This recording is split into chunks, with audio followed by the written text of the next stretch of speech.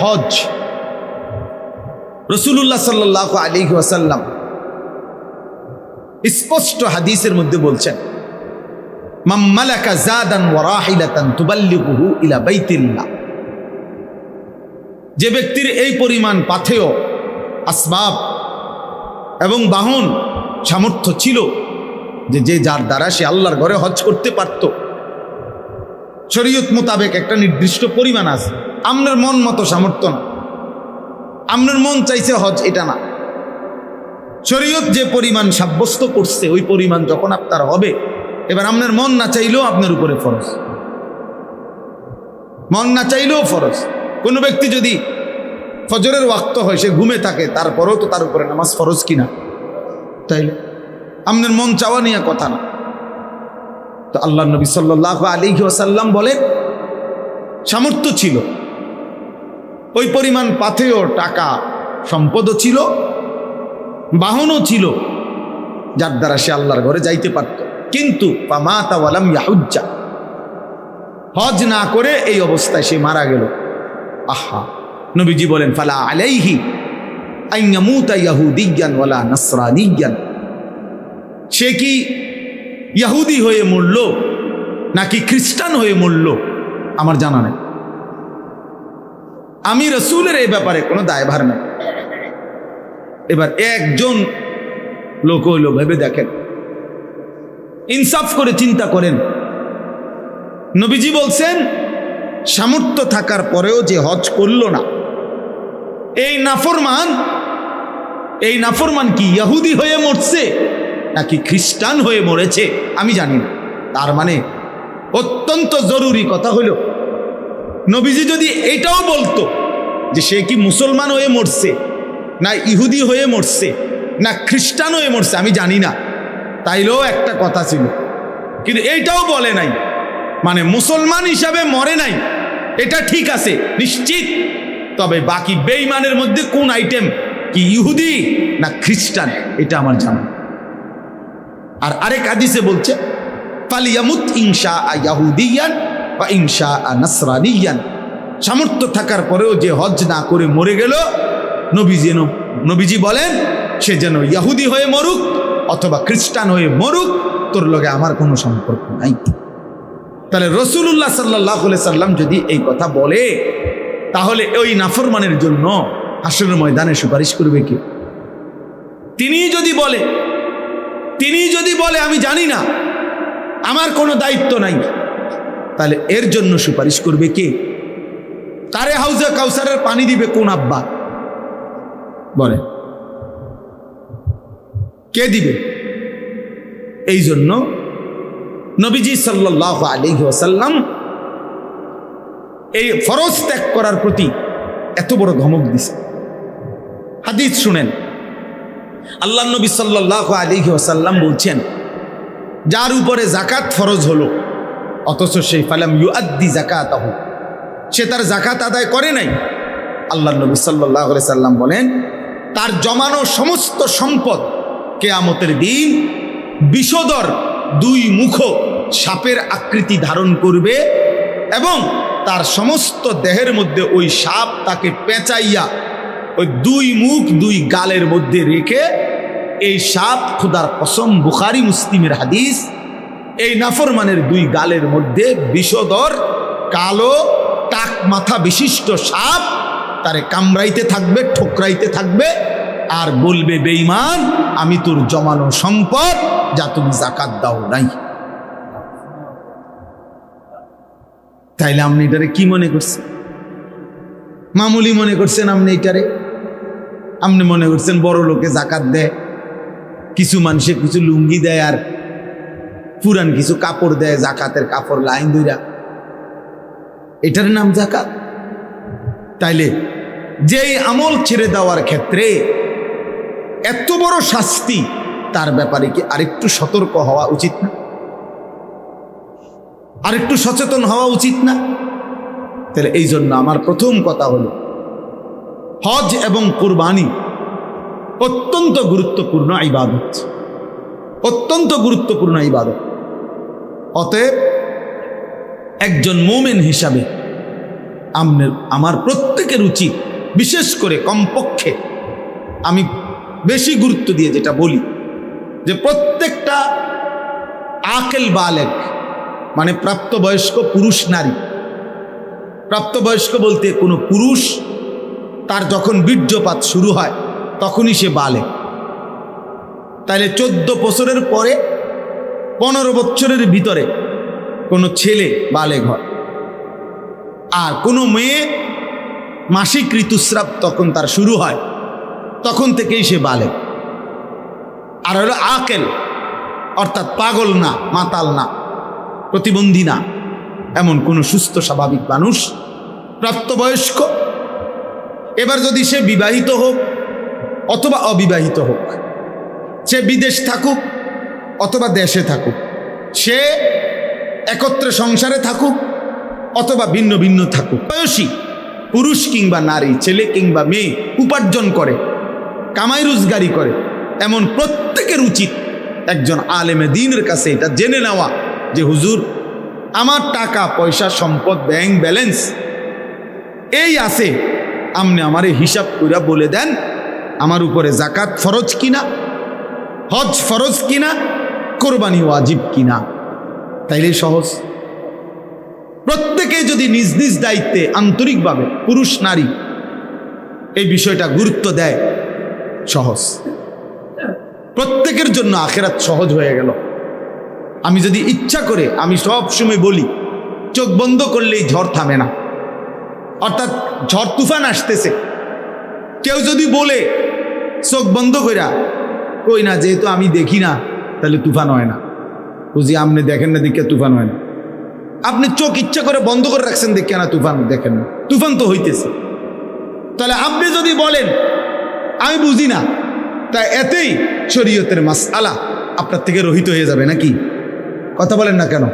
শরীয়তের হুকুম, কবরের বিচার, আখিরাতের বিচার কি মওকুফ হয়ে যাবে নাকি? পুলিশের বহু আইন, ট্রাফিকের বহু আইন, ট্রাফিকের আমি জানি না, কিন্তু আমগরে যে ঢাকা চিটাগাং চলতে গাড়ি পুলিশ ধরে, বলে বুঝেন না আমার কথাটা, যে এটার এই সমস্যা, এটার এই সমস্যা। তাহলে আমি যদি বলি যে ভাই আমি তো আপনার ওই সমস্ত আইন জানি না, তো হে আমার আপনি যেহেতু জানেন না তা আমরা জানগা, কথা বলেন না কেন? তাহলে আপনি জানেন না কেন, এটা আপনার সমস্যা। এই জন্য আমাদের সমাজে এটা নিয়ে খুব গাফলতি। কিছু দান সদকা, একটা ফ্যান দিলেন, 2 কাতার টাইলস দিলেন, কোনোখানে 5,000 টাকা দিলেন, এটা একটা দান, এটা সদাকা। কিন্তু হজ, জাকাত, কোরবানি এটা ফরজ ওয়াজিব, এটা ভিন্ন বিষয়। আপনার ওই 5,000 টাকা দিয়া 10,000 টাকা দিয়া চাইেন, এটা আদায় হয়ে গেছে, এটা মনে করবেন না, এটা পৃথক আমল, গুরুত্বপূর্ণ, ফরজ ওয়াজিব। এক্ষেত্রে গাফলতি করা কোনোভাবেই উচিত। আমাদের সমাজে এই হজ এবং কোরবানির ক্ষেত্রে সীমাহীন গাফলতি। কিছু মানুষ বাংলাদেশ থেকে হজে গেছে, মনে করেন যাচ্ছে, আমরাও যাবো ইনশাআল্লাহ, আল্লাহ চাহে তো 28 তারিখ আমার ফ্লাইট। তো কিছু মানুষ মনে করেন 80,000 মানুষ এবছর বাংলাদেশ থেকে মনে করেন হজে যাচ্ছে। তো সারা বাংলাদেশ থেকে কিছু মানুষ হজে গেলেই হজের হুকুম আদায় হয়ে গেছে, বিষয়টা তো এটা না, এটা তো জানাজার নামাজ না। তাইলে যার উপরে হজ ফরজ তাকে বুঝে শুনে, তারে জেনে হজ করতে হবে।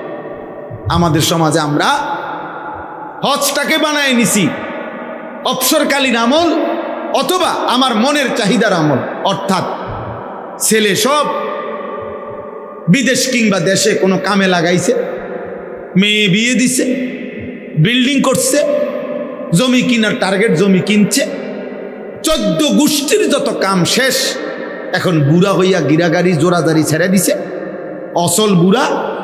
এইবার সে মনে মনে আশা করে রাখছে যদি ফুতে বিদেশতে টিয়া ফাটাইয়া দয়া কইরা যদি হজ করায় তাইলে হ্যাঁ হজ করব, আর নাই তো ওনার উপরে হজ। আহা, অথচ এই মিয়া গত 50 বছরে 3টা ছেলে বিদেশ পাঠাইতে গিয়া 3 বারো 36 লাখ টাকা ব্যবস্থা করছে। বাড়ির জমি কিনতে, বিল্ডিং করতে সব মিলাইয়া 30 লাখ 40 লক্ষ টাকা খরচ করছে, রাস্তার লগে জমি কিনছে, সব ব্যবস্থা করছে।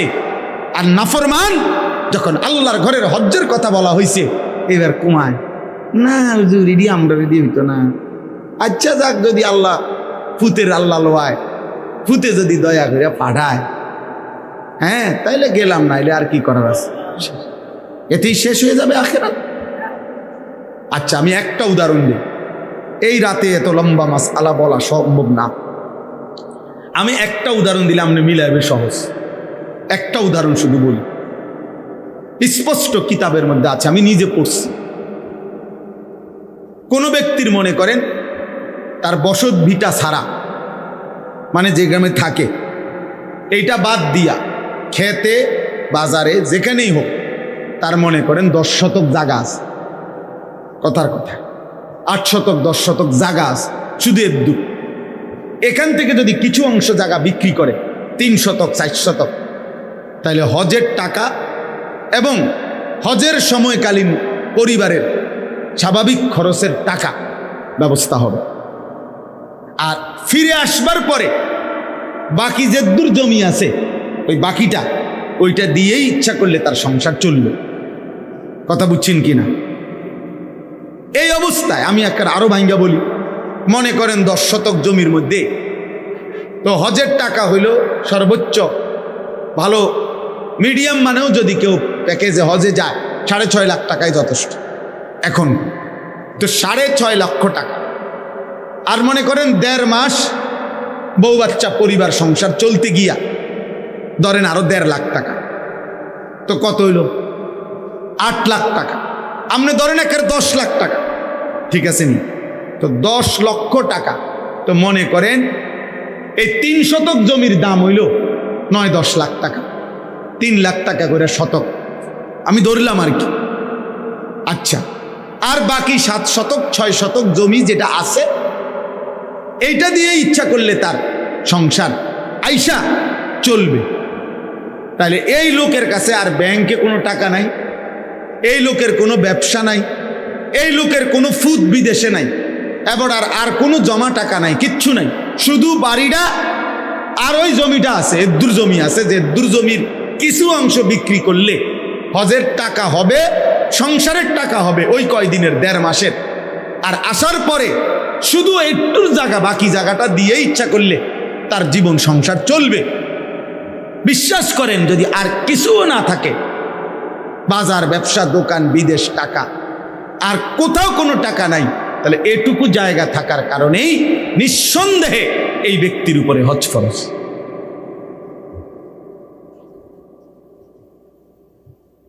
একশো ফরজ, 100 ফরজ। এখন এই বুড়া নাফরমান যদি ইচ্ছা করে চোখ মুচ্ছা, আপনি বুঝেন না, আপনি চোখ বন্ধ করে লাইছেন, হ্যাঁ আপনি বুঝেন নাই, আপনি ভূতের বিদেশের টেয়ার লাগিয়া বইয়া রয়েছেন, অথবা ইচ্ছা করে দুনিয়ার সমস্ত কিছু করতে গিয়ে টাকার ব্যবস্থা হয়েছে, আপনি হজ করলেন না, তাইলে মনে রাখবেন যদি এই অবস্থায় এমন কোনো বয়স্ক লোক মৃত্যুবরণ করে, তো আল্লাহ রসুল বলছে তুই কি ইহুদি মরলি না খ্রিস্টান মরলি, আমি নবী জানি না, যা। তো এবার আমনের সুপারিশ আমনের কোন বাফে করব, আমনে এই আব্বারে ঠিক করে রাখি। আপনারে হাউজে কাউসারের পানি কোন আব্বাই দিবে, আমনের সেই আব্বার লগে কথা বলে রাখি। এখন বলেন, এই কথা চিন্তা করলে আমাদের সমাজের কি পরিমাণ মানুষের উপরে হজ ফরজ? কথা বলে না, আপনারা কোন কথা কোন না কেন চাচা, কি পরিমাণ মানুষের উপরে হজ ফরজ? হ্যাঁ বলে চাচা, বলেন। হ্যাঁ, খত করা দেখছেন, এই যে উনি বলতেছেন, উনি বুঝছে কথাটা, এই জন্য বলতেছে, সহজ কথা না এটা। আচ্ছা তাইলে এই পরিমাণ সম্পত্তি হুদা 10 শতক 50 শতক 100 শতক 30 শতক 40 শতক জায়গার মালিক নাই মানুষ, তো তাইলে আমনের জমির 1 কোনা বেচলেই 3 বার হজ করতে পারবে, 3 বার হজ করতে পারবো ভাইয়া। এই জন্য দয়া করে কোরআনুল কারীমের মধ্যে আল্লাহ বলছে, ওমান কাফারা ফাইন্নাল্লাহা গানিয়্যুন আনিল আলামিন। আল্লাহ বলছে যে হজ করতে অস্বীকার করে হজকে যে অবমূল্যায়ন করে, এই হজের আয়াতের পরে এটা, মানে এটার হজের আয়াতের সাথে ওয়ালিল্লাহি আলান নাসি হিজ্জুল বাইতি মান ইসতাতাআ ইলাইহি সাবিলা, আল্লাহ বলে যাকে আমি সামর্থ্য দিয়েছিলাম তার উপরে আমি আল্লাহ আমার সন্তুষ্টির জন্য আমার ঘরের হজ ফরজ করলাম। ওমান কাফারা, যে প্রত্যাখ্যান করলো, করবে না, আল্লাহ বলেন ফা ইন্নাল্লাহা গানিয়্যুন আনিল আলামিন, এমন নাফরমান যদি সারা পৃথিবীর সবাই হয়, আমি কারো মুখাপেক্ষী না, আমি আল্লাহ আল্লাহই, আমি সকলকেই শাস্তি দেব, সকলকেই শাস্তি দেব। তাইলে এই বাংলাদেশে একবার একজন নামধারী এক ব্যক্তি, মনে আছে কিনা বিগত ফ্যাসিস্টের আমলে এক জালেম ক্ষমতার সামান্য কিছু পেয়ে অহংকার করে আল্লাহর ঘরের এই পবিত্র হজকে অবজ্ঞা করেছিল, বিদ্রুপ করেছিল বাংলাদেশে। ওই নাফরমানের নাম এখন আর কোন পৃথিবীর কেউ নেয় না, কেউ থুতুও মারে না, কেউ ফিরেও চায় না, ফিরেও চায়। এই জন্য আল্লাহ বলছে ওমান কাফারা ফা ইন্নাল্লাহা গানিয়্যুন আনিল আলামিন, যে আমার হজ থেকে মুখ ফিরায় নেয়, প্রত্যাখ্যান করে, আমি তার মুখাপেক্ষী না। যা বেটা, তোর মতো বেটা আমার ঘরে আসবে না বেটা, তুই যাবি না মানে তোর আমি নিব না বেটা। আমরা কিতাবের মধ্যে পড়ছি, আমার কাছে হযরত মাওলানা আব্দুল মাজিদ দরিয়াবাদী রাহমাতুল্লাহর কিতাব আছে সফরে হিজাজ, ও কিতাব কিনবা, বাংলা অনুবাদ হয়েছে। হ্যাঁ বেটা ইলিয়াস কথা কয় না, সফরে হিজাজ বইয়ের নাম, রাহানুমা প্রকাশনী, বাংলা অনুবাদ হয়েছে, লেটেস্ট অনুবাদ, অনেক সুন্দর। মানে 1929 সনে, কত বছর আগে, প্রায় 100 বছর, 2029 হলে প্রায় 100 বছর আগে এই উপমহাদেশের একজন বড় বুজুর্গ আলেম হযরত মাওলানা আব্দুল মাজিদ দরিয়াবাদী রাহমাতুল্লাহ আলাইহি সেই সময়ের সমুদ্রের জাহাজে এবং কি পরিমাণ কষ্ট স্বীকার করে আল্লাহর ঘরের হজ করছে, সেই হজ্জের সফরনামা, এটা বাংলা অনুবাদ হয়েছে। এখন পড়লে পৃষ্ঠা পৃষ্ঠা চোখের পানি আসবে, যে আমাদের পূর্বসূরীরা আজ থেকে 50 বছর আগে, 100 বছর আগে জীবনের তরে পুরা গ্রাম পরিবার সবার কাছ থেকে জীবনের তরে বিদায় নিয়েই, কাফনের কাপড় সাথে নিয়েই আল্লাহর ঘরের হজের জন্য কি করত, সবাই জানতো পথে পথে বিপদ, সমুদ্র পথের এই লম্বা সফর, মারা গেলে জাহাজ থেকে নদীতে ফেলে দিত, কোনায় দাফন করবো কই, কথা বোঝেন নাই আপনার, এরকম বিপদ। এরপরে মক্কা থেকে মদিনায় যাইতে পথে পথে দস্যু ডাকাতের ভয় আপনার, এরপরেও জীবনের মায়াকে উপেক্ষা করে আল্লাহর প্রিয় বান্দারা প্রতি যুগেই আল্লাহর ঘরের উদ্দেশ্যে ছুটছে। আর সামর্থ্য আছে, জায়গা আছে, জমি আছে, সম্পদ আছে, কত মহিলার কাছে আপনার স্বর্ণরৌপ্যও আছে, নগদ টাকাও আছে।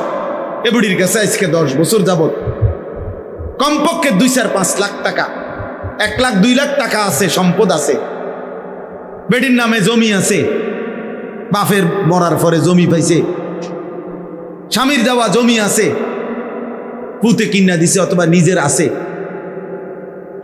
স্বর্ণরৌপ্য আছে, জমানোর টাকা আছে, এগুলো মিলাইলে হজ ফরজ, কিন্তু আদায়ও করে না, খবরও নাই, বুঝেও না। আমাদের দেশের মহিলারা রে, পুরুষরা জাকাতের মাসালাও বলে না, হজের মাসালাও বলে না, কোরবানির মাসালাও বলে না, বলে শুধু ফেতরা 100 টাকা, 100 টাকা ধরো তোমার ফেতরা দিয়ে লাইছি। আরে বাপরে, হ্যাঁ চিন্তা করো না, ফেতরা দিয়ে লাইছি তোমার।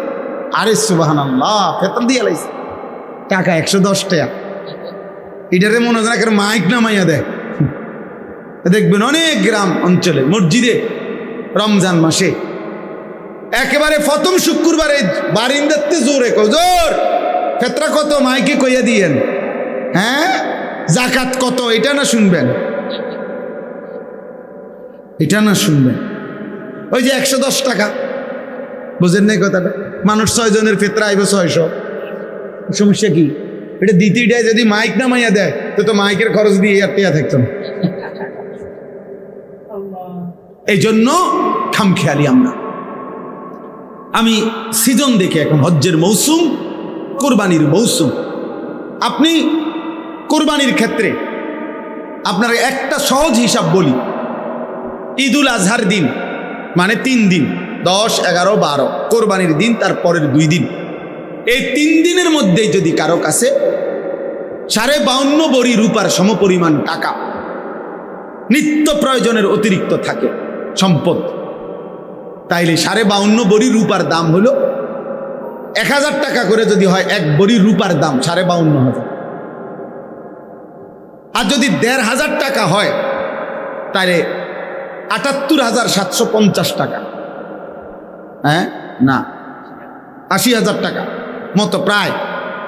তাইলে ধরেন এই 80,000 টাকা পরিমাণ সম্পদ যদি কারো কাছে প্রয়োজন বলতে নিত্য সংসারের খরচ, মৌলিক খরচ ব্যতীত উদ্ধৃত থাকে, ওই 3 দিনে ওই ব্যক্তির উপরে কোরবানি ওয়াজিব।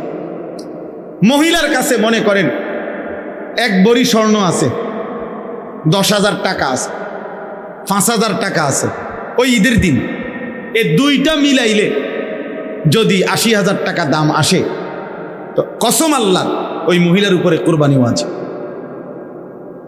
এখন 1 বড়ি স্বর্ণ আর লগের এই 5,000 টাকা মিলাইলে 80,000 টাকা হইবনি, হইবনি মানে 1 বড়ি স্বর্ণের দামে তো 1 লাখ টাকার উপরে মিয়া, 1.5 লাখ টাকা। আমি তো জানিও না কত কিনতাম, আমি স্বর্ণ কিনে ভাত খাইয়া কুল পাই না। তাইলে বুঝাইতে চাইলাম কি পরিমাণ মহিলাদের উপরে কোরবানি ওয়াজিব বলেন। আহা, মহিলারও তো আখেরাত আছে, মহিলারও তো কবর আছে। আমাদের পুরুষরা বুঝতেই দেয় না, এগুলা বুঝারও সুযোগ দেয় না। না বেড়ি মানুষ ইতান বুঝতা না, ভাত রাইনবা, হুদা গোস্ত রাইনবা, রুটি দি খাইবা, তোমার দায়িত্ব হলো গোস্ত আর রুটি, রুটি আর গোস্ত বেডিরে লাগাই দিছে কামে। আস্তাগফিরুল্লাহ। এই জন্য বাপ, আমি আরো ভাঙ্গা ভাঙ্গা বললে আরো অনেক সুন্দর মাসআলা আছে, কিন্তু সহজ কথা হলো অগণিত মুসলমানের উপরে আমাদের সমাজে বর্তমানে হজ ফরজ, কোরবানি ওয়াজিব। আপনি মনে করেন ছেলে বিদেশ, তো এবার প্রত্যেক মাসেই বাপের লাগে টাকা পাঠায়, 1 মাসে 2 মাসে। এখন এই কোরবানিকে সামনে রাইখা 30,000 টাকা পাঠাইছে, 50,000 টাকা পাঠাইছে বাড়িতে। এখন বাপমার নামে কোরবানি হয়েছে, ভালো কথা, বাপমার কোরবানি আদায় হলো, কিন্তু এই ছেলেটার কাছে কি 80,000 টাকা জমা নাই? কথা বলে না কেন? আরে তার কাছে নাই আলাদা ব্যাংকের টাকা, থাকতে পারে, আমরা বুঝি না। হ্যাঁ, তার কাছে আলাদা জমা টাকা আছে, তো তার ব্যাংকে টাকা আছে, তার কাছে উদ্ধৃত টাকা আছে। তাহলে এই ছেলের উপরে কোরবানি ওয়াজিব কিনা? তো তাহলে তার কোরবানিটা যে আদায় করলো না, আমগো বাড়িতে কোরবানি দিছে, তো আমনগো বাড়িতে কোরবানি দিছে না মিয়া, আমনগো বাড়িতে গোস্তের ব্যবস্থা হয়েছে। কথা বলেন না, বুঝেন নাই কথাটা? আপনাদের বাড়িতে কি ব্যবস্থা হয়েছে? গোস্তের ব্যবস্থা হয়েছে, গোস্তের ব্যবস্থা হয়েছে। সে ঢাকা চাকরি করে ছেলেটা, সে বিয়ে করে নাই, কিন্তু তার উপার্জন আছে, বালেক মনে করেন এখনো বিয়েই করে নাই, তাহলে এখন তার তো 80,000 টাকার চাইতে বেশি আছে জমা। এখন সে যে বাড়িতে সংসারে বাপমার কাছে 20,000 টাকা দিছে, তো বাপমার নামে কোরবানি হয়েছে, ভালো কথা, সমস্যা নাই, তুমি বাপমারে দিও, তুমি তো সারা বছরই দাও, তো বাপমারে দিলে তো সওয়াব আছে। কিন্তু তোমার উপরে যে কোরবানি ওয়াজিব হলো সেটা কই? বললে কইবা আমগো বেড হইতেরা, ও মা হেতে তো বিয়েই করছে না, হেতের আবার কি এর কোরবানি? বিয়ের লগে কোরবানির কি? কথা বলেন না কেন? বিয়ের সাথে কোরবানি, তুই বিয়ে করছো না তোমার দোষ, তুমি অন বিয়ে করে লাও, এখন আরো সময় আছে, আজকে মাত্র 12-13 তারিখ, তুমি বিয়ে করো। তাহলে বিবাহের সাথে কোরবানির কোনো বিষয় আছে কি? তাই উপার্জনের সাথে বিষয়টা, এটা কিসের সাথে না? সংসার এক লগে, যে আমরা এক লগেই হুজুর একসাথে সংসার, এই জন্য আব্বার নামে, এটা তো কোনো কথা না। আপনার সংসার একসাথে না ভিন্ন, এইটা তো বিষয় না। যতজনের উপরে ওয়াজিব হইছে প্রত্যেকের কোরবানি ওয়াজিব হইতে হবে। নাই তো কোরবানি আদায় হয় নাই এই ফ্যামিলিতে, বরং এই ফ্যামিলিতে গোশত খানার কি হইছে ব্যবস্থা। তিনজনে রোজগার করে কোরবানি দিছে বাপের নামে শুধু। কেন? আমরাই তো এক লগেই তো সবাই এক চুলা, আমরা এক চুলার ভিত্তিতে নিয়ে কোরবানি ওয়াজিব হয়। কথা বলেন না কেন? তাইলে কোরবানি তো চুলার লগে না, কোরবানি উপার্জনের সাথে, কামাই রোজগারের হিসাবের মধ্যে। এই জন্য দয়া করে আপনাদের কাছে আমি অনুরোধ করলাম, বিষয়টা অত্যন্ত গুরুত্বপূর্ণ। আপনি বুঝতে চান না বলে বা বোঝেন নাই বলে ফেলে দিলে হবে না, বরং আমরা প্রত্যেকের উচিত হজ, যাকাত, কোরবানি গুরুত্বের সাথে আদায় করা। আপনার এবার আসেন আমি এই আয়াতের কথা শেষ করি, তাইলে আমার কথা শেষ। কোরবানি মানে মনে রাখবেন নিছক একটা প্রাণী, যেটা কিতা সাধারণ মামুলি একটা ছাগল জবাই করা, একটা গরু জবাই করা না বাপ, বরং কোরবানি এমন একটি ইবাদত যেটা মাত্র 20 সেকেন্ডে, মাত্র 10 সেকেন্ডে, মিনিটে না 20 সেকেন্ডে, আমি বুঝার জন্য বলি, কোরবানি এমন একটি ইবাদত যেই ইবাদতের মাধ্যমে বান্দা 20 সেকেন্ডে 10 সেকেন্ডে মহান আল্লাহ রবের সাথে সম্পর্ক তৈরি, বান্দা আল্লাহর ঘনিষ্ঠ।